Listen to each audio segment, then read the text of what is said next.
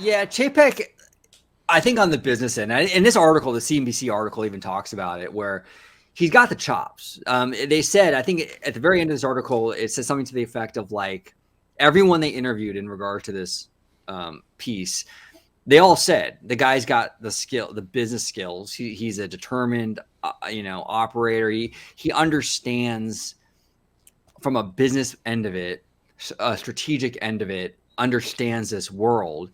It's that people person kind of social end of the job that he's really bad at.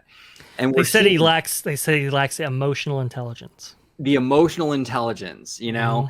and that is a big part of this job. And a lot of people like to poo-poo that kind of stuff. Oh, as long as you get the job done. But Yeah. it's such a big part of the job, though. It's not like, and I mentioned this before, I work with people. I'm not calling anybody out at work, okay? Mm-hmm. But I work with people who are by the letter perfect. When you look at their work, their actual work, they're by the letter perfect. They never make mistakes, but they have like personality issues or Yeah. attitude with clients and what have you. To me, it's like if you're kind of dead in the water on that social end of it, customer facing business, your work almost doesn't even matter at that point. You can have perfect by the letter work, but if you're making clients mad, you're turning away people, you're making customers mad, you don't know how to interact with people.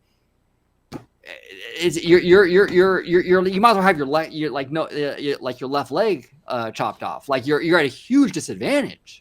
Yeah. And Chapek is sort of that guy where he gets it, the strategy, the business end of it, all of that he gets it, but on the social side of it, he doesn't know how to deal with talent. He doesn't know how to deal with PR, and that's going to be his Achilles heel. Chapek needs to get someone in there that can help him with that and navigate those waters. Because if he can't navigate those waters, I really don't think he'll be in there much longer. I really No, I don't. don't. I personally 100% agree with you. I 100% agree with you. And the fact of the matter is, I mean, look, I came from the school of hard knocks. I hear the emotional stuff, and I'm like, okay, but I'm pragmatic, I suppose, to a fault, I guess, and I sympathize somewhat with the data-driven leanings of Chapek. But you have to understand that this is a creatively driven company, and it's Right. also a services-driven company in some aspects, right, or at least in profound ways.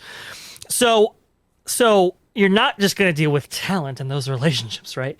You're not going to just deal with, people who you have internally who you're trying to keep or who you're trying to, retain or attract, but you're also dealing with, kind of these industry moguls, so to speak, and you have to have Right. relationships with them. But on the flip side, you're also a services-driven company, in that you have to have relationships with consumers, Right. and it's like, it's, and we're seeing that in the parks right now, where that's not necessarily simpatico.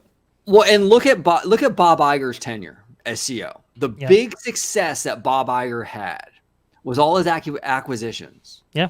I mean, if you really look at what he did over the past like 15 or so years, it was the Mm-hmm. acquisitions that stand out the most. Yes. Acquiring Marvel, acquiring Pixar, acquiring Lucasfilm, acquiring Fox. And he didn't get those companies, those studios, by just being a business guy.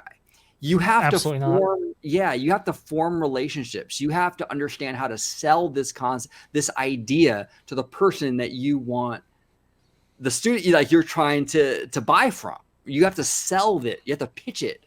And that's why Iger was so successful, because he could sell ice to a snowman, right? Yeah.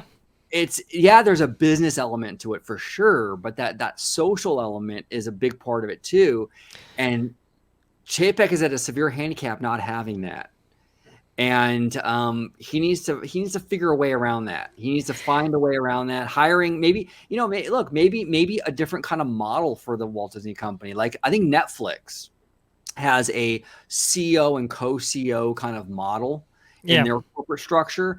Maybe something like that would be beneficial for Disney, where you have, a business-minded data guy like Chapek and a little more creative Hollywood smoozer guy or Growl, as a CEO and co-CEO, Sure. and do that model. Because look, it's historically Disney had done very well when you have that yin and yang push and pull, whether it be Walt and True. Roy, Frank Eisner and Wells, Michael Wells. Eisner. It works. It's been Yeah. proven. maybe that's the model they should go with. I don't know. I think it is. I think it is. I think we said this about Lucasfilm too. I think Lucasfilm is a dual threat kind of job as well. That you kind of need two people to do that, and I think that is true. That Chapek probably needs somebody else alongside him, or at least somebody in his corner that gets the emotional side of it just as well as the data side. You know, it's interesting. You talk about Iger, and I'm glad you brought it up because in all of those acquisitions, I mean, the Steve Jobs Pixar thing was a real deal, if we remember, just to provide our audience some context about those acquisitions, right? When I mean, Michael Eisner had kind of burned that bridge with Pixar, like in a really, really bad way. So when Iger stepped in and he sees Hong Kong Disneyland and he sees that parade and he sees everybody going crazy for the Pixar characters in a way they necessarily weren't with the Disney characters, it was like, okay, we need Pixar in-house. Like we need them, right? So I need to smooth this over. And to be able to work out with Steve Jobs and to come to an agreement on acquiring Pixar, that's a relationship-driven thing. I mean, that's you need a guy to do that. And they actually parlayed that success into the Marvel acquisition because it was John Lasseter who helped convince Kevin Feige, oh, no, look, you know, a Disney acquisition is the real deal. They'll maintain your autonomy. They'll maintain, you know, the you know, the cultural aspects that you crave, that you value so dearly. They'll just give you a pot of money and they'll ask for a bigger one in return, kind of thing. Yeah. But they'll leave you be, kind of thing. And it was John Lasseter who came from that Pixar acquisition that helped facilitate that Marvel acquisition. And then again with Lucasfilm, right? George Lucas, I mean, he kind of says it in passing how it's like, hey, I'm thinking about getting out of this. When they were together unveiling Star Tours The Adventures Continue in Disney's Hollywood Studios, right? He just kind of says it like, hey, I'm thinking about selling this, you know? And Iger's like, oh, really? You know, but there was negotiating there, and he was able to do that. So to your point, OG, you know, I mean, you really do. As numbers driven as I kind of am looking forward to seeing the company go into, you do need to have an emotional hand with this thing. You do need to have a sympathetic kind of humanistic side to the Disney company. That networking kind of element, right? It's essential. In Hollywood, relationships are everything. They're everything. And I think you're right. I think Chapek either needs to have somebody in his corner that gets that, or he needs to be beside somebody that gets that.